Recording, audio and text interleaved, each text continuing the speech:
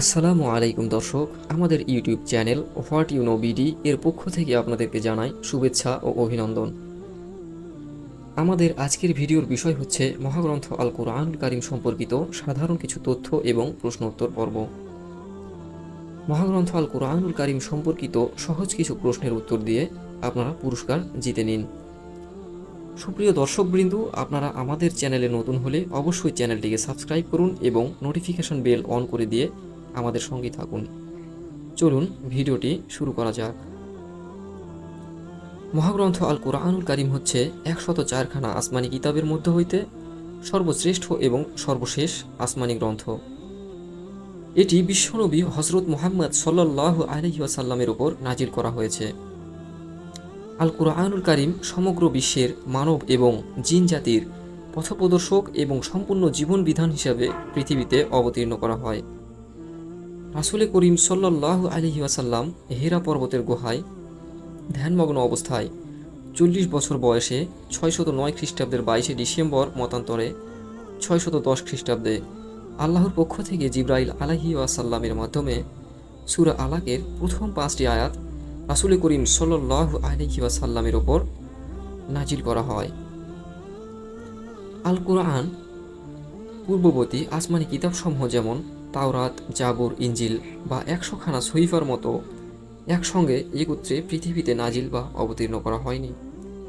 সর্বশ্রেষ্ঠ গ্রন্থ আল কুরআনুল কারীম খণ্ড খণ্ড আকারে সময়, জায়গা, ঘটনার সাথে মিল রেখে নাজিল করা হয়।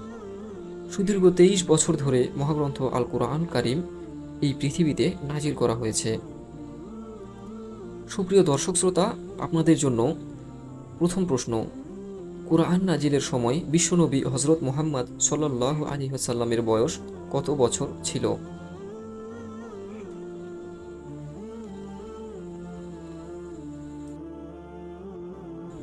মহাগ্রন্থ আল কুরআনুল কারীম 30 পারা বা অধ্যায়ে বিভক্ত। কুরআনুল কারীমে সর্বমোট 114টি সূরা রয়েছে। 114টি সূরার মধ্য হইতে 86টি হচ্ছে মাক্কি সূরা। রাসূল করিম সাল্লাল্লাহু আলাইহি ওয়াসাল্লাম মক্কায় অবস্থানকালে যে সূরাগুলো নাজিল হয়েছে সেগুলো হচ্ছে মাক্কি সূরা। আর অবশিষ্ট 28টি সূরা হচ্ছে মাদানী সূরা। রাসূল করিম সাল্লাল্লাহু আলাইহি ওয়াসাল্লাম মক্কা থেকে মদিনায় হিজরতের পর অর্থাৎ মদিনায় অবস্থানকালে যে সূরাগুলো নাজিল হয় সেগুলো হচ্ছে মাদানী সূরা। আল কুরআনুল কারীমে সর্বমোট 6236টি মতান্তরে 6666টি আয়াত রয়েছে।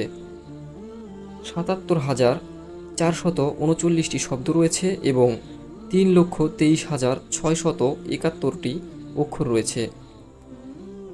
আল কুরআনুল কারীমের প্রথম সূরা হচ্ছে সূরাতুল ফাতিহা, যার আয়াত সংখ্যা 7টি। এটি একটি মাক্কি সূরা।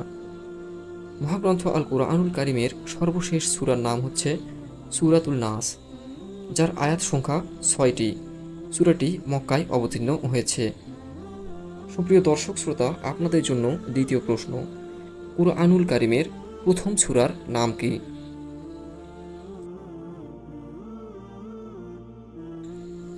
মহাগ্রন্থ আল কুরআনুল কারীমের সর্ববৃহৎ বা সবচাইতে বড় সূরা হচ্ছে সূরাতুল বাকারা।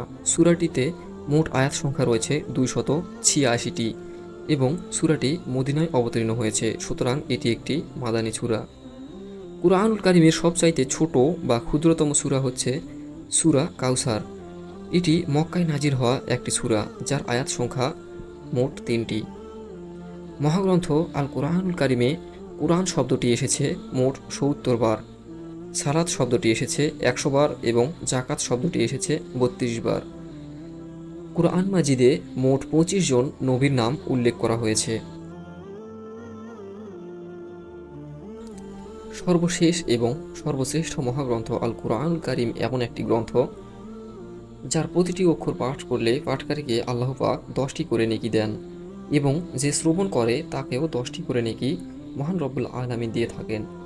কুরআন তিলাওয়াত হচ্ছে সর্বশ্রেষ্ঠ নফল ইবাদত।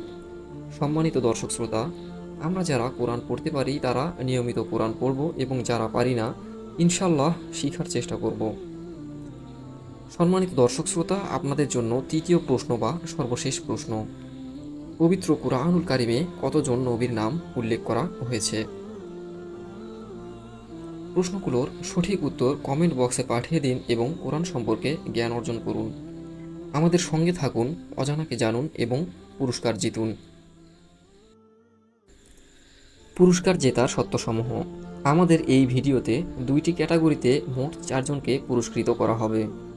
প্রথম ক্যাটাগরি, প্রথম কমেন্টকারীকে বাধ্যতামূলক পুরস্কৃত করা হবে। দ্বিতীয় ক্যাটাগরি, সঠিক উত্তর প্রদানকারী প্রথম 3 জন কমেন্টকারীকে পুরস্কৃত করা হবে। বিশেষ দ্রষ্টব্য, 3টি প্রশ্নেরই সঠিক উত্তর দিতে হবে। 3টি প্রশ্নের উত্তর একত্রে লিখে কমেন্ট বক্সে প্রেরণ করতে হবে।